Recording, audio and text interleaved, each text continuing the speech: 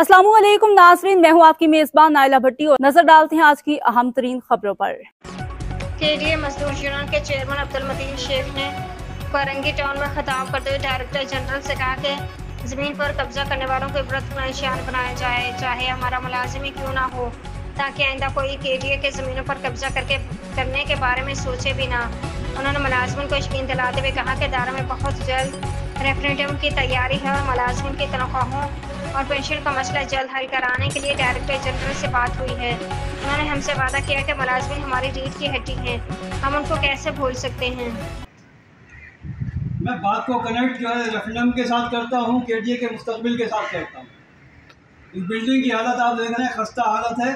छत से लेके दीवारें और बहुत सारे गमलों को बिल्कुल लॉक कर दिए कि किसी वक्त भी गिर सकती है, यानी ये पोसीदा हो चुकी है। और बिल्कुल हमारे केडीए का हाल भी बिल्कुल खस्ता हाल है। किसी वक्त भी इसका दिवालिया हो सकता है, इसका बेड़ा गर्क हो सकता है, क्योंकि दुश्मन कोई बाहर का नहीं है, हमारे अंदर से लोग मौजूद हैं। मैं आपको साफ और वाज़ेह कहता हूँ।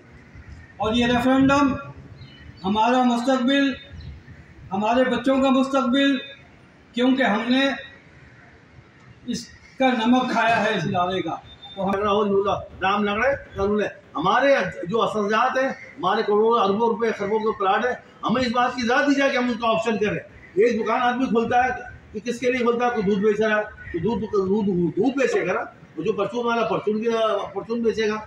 हमारा जो केडीए का इदारा है, जो पूरे कराची को जिसने पूरे बसाया वो केडीए था। केडीए ने कहा से उस सिंध गवर्नमेंट ने थोड़ी पैसे दिए थे जो हमने पूरे कराची को बसाया।